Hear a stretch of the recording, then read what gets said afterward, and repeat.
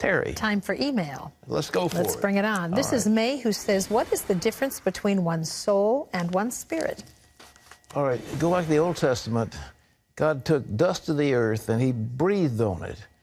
And out of that came a living soul. Now, the body, soma, the breath, pneuma, is spirit. Spirit coming together with the elemental part of the earth brings forth, the Hebrew word is nephesh, which is a soul. And that's the difference. The spirit comes from God, and we all have a spirit which responds to him.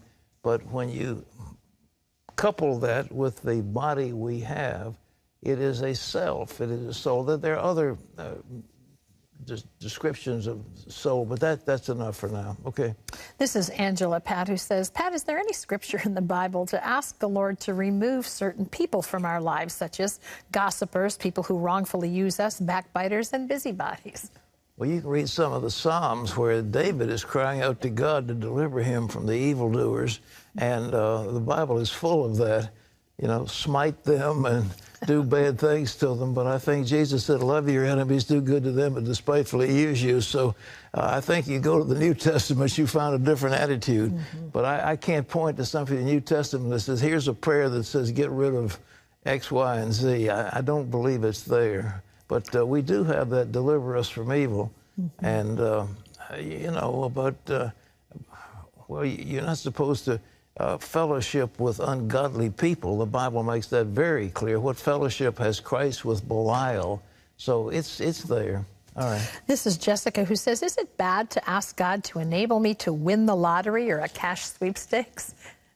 You know, listen, you can ask God anything you want to. He can always say no.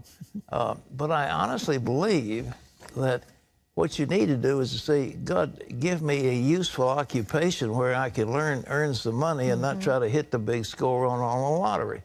I think it is absolutely contrary to the Bible to get this get-rich quick scheme. Whereas if you look at the way the exponential curve works, a little bit, a compounding interest, a little by little by little by little, it gets to be huge. And that's God's way of creating wealth.